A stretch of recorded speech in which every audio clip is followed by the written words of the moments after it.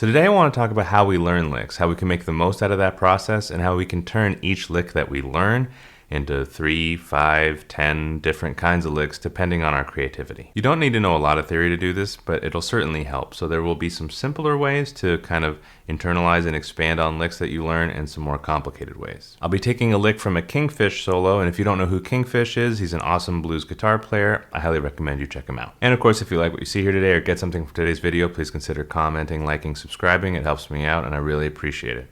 Also, if you'd like some tabs and plenty of other resources, consider joining my Patreon. Link is in the description. So I was transcribing this Kingfish solo for a student when I realized some of it was going to be pushing on the boundaries of my familiarity with musical notation software. I asked my friend Justin Citron for help. He's a fantastic transcriber out of LA. When he puts stuff to the page, it looks like mwah. If you ever want anything transcribed or tabbed out just for you, I'd highly recommend reaching out to him. I'll put links to his socials in the description. In the past, he's also transcribed some of my solo guitar arrangements, which are also available on the Patreon. But now to the lick from the Kingfish solo.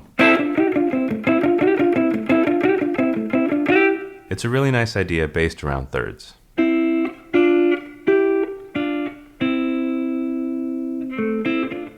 Back when I was starting playing out and I was just kind of like learning via tabs, I would learn it almost like it was a script that I had to follow. Like I couldn't really use it over different chords, different tempos, and couldn't make the most of it. I could play it, and that's it. So if you don't know a ton about theory, here's some things you could do. Number one would be play it at all the tempos you feel comfortable playing it at. So even though Kingfish does like relatively fast, that doesn't mean you only have to play it that fast. So let's play it at a slow tempo and try it a few different ways. So if I picked everything at a slow tempo, it would sound a little bit like...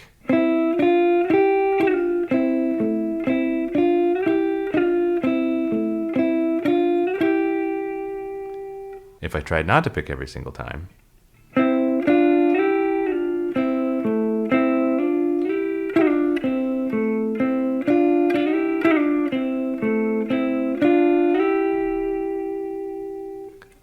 sounds a little bit different, sounds a little bit sweeter, certainly. If I tried to hybrid pick it, it might understandably get a bit of a country flair.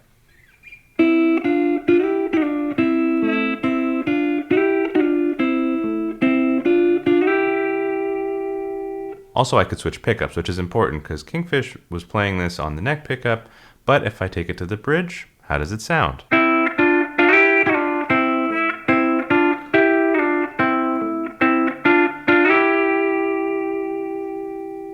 Right? Now it's really starting to sound a bit more in the country realm. So again, if I didn't know all the modes or anything, I could at least go by some shapes. What shapes is this coming from? I could think of like a,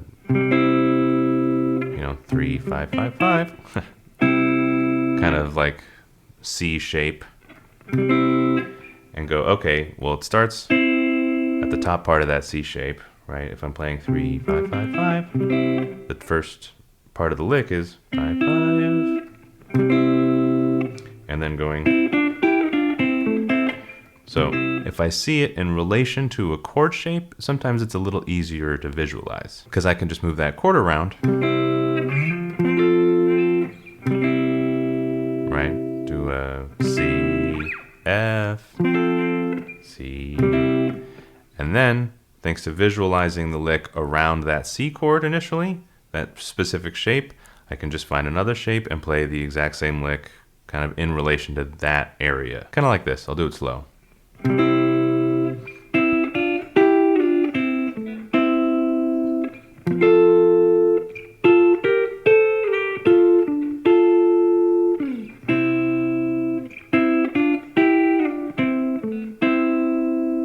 And then I can expand on that even and take it through like a 1, 4, 5.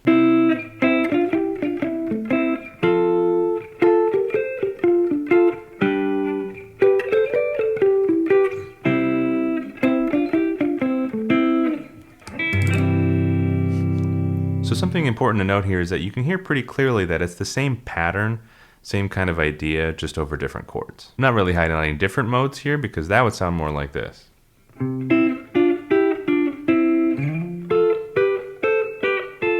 As opposed to, little difference, but very important difference. Next up would be changing the order of some of the notes. So the lick again is, so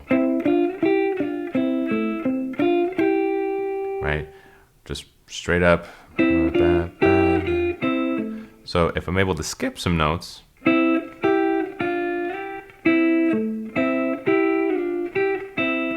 bit harder, but let's see it.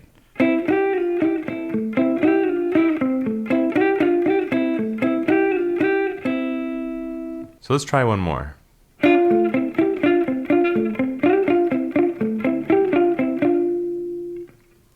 That's starting to sound sort of like a King Crimson lick and less in the style that it was initially meant to be in. When trying to make the most of an idea like this, you really want to push the boundaries of like what is acceptable. Like we hit it there with that King Crimson-ish idea. That would obviously be a very different flavor than the original vibe. So the last idea would be a little bit of theory, maybe a little bit of just familiarity with country or blues ideas. So these two sets of thirds are a whole step from each other. Right? Let's just put something right in between them. Right?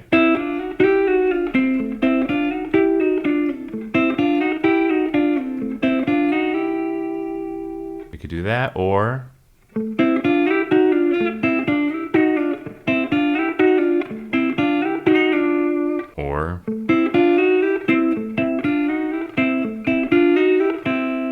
so trying the lick in a few different ways with that added bit of chromaticism takes it to a whole different level. It's definitely a bit more bluesy, certainly a little bit more country, but if I do it really quickly, sometimes it can sound a little bit almost like a Matthias Sasato idea.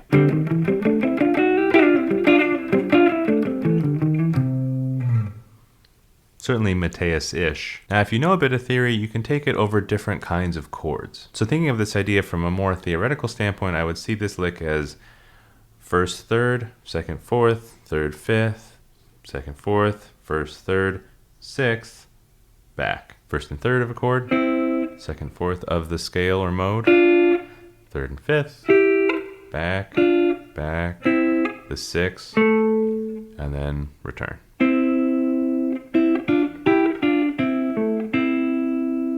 So if I have a good working knowledge of modes, I can take that over any kind of chord because I'm just looking for the first, third, second, fourth, third, fifth, etc. So let's try it over the 1, 2, 4, and then back to 1.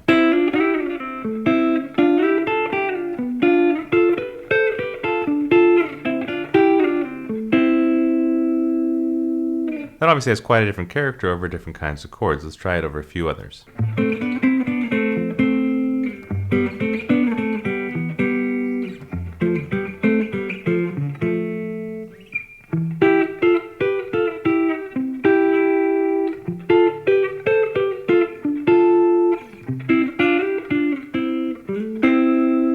So as you can see, I also took that to a lower register as well, which gave it a very different flavor. So something that's worth trying is taking the lick to another area of the guitar, but the same pitch. And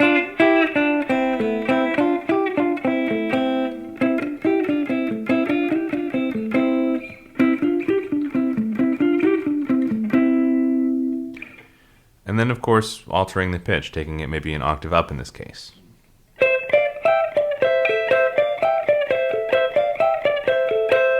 And then maybe adding some of that chromaticism that we did before.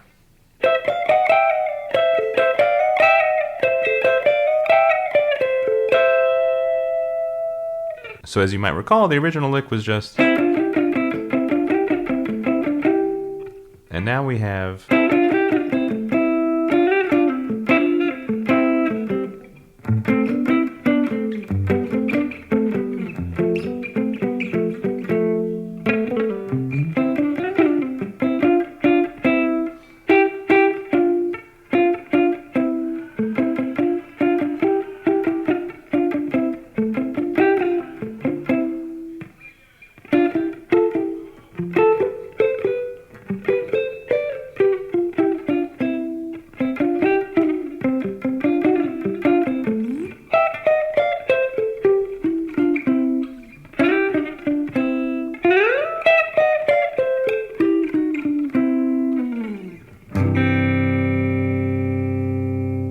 So one more thing to try that might be a little bit more complicated would be taking one of the notes from these dyads and displacing it by an octave. So if we take the low note and move it down an octave, we have this.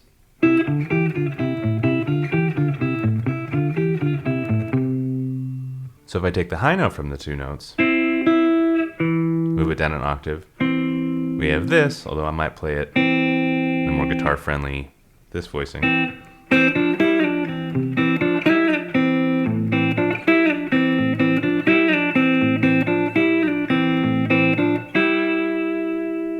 Sounds quite nice. And then of course I would just take this idea up the octave like I did the other one.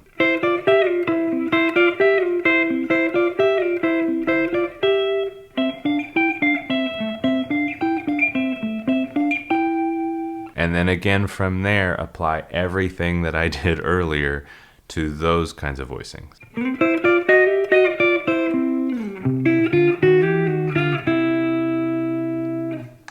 Etc. So this is certainly more involved than just learning something on the page and then just, calling it a day. So if you run into some challenges, it might inspire you to learn more about the fretboard.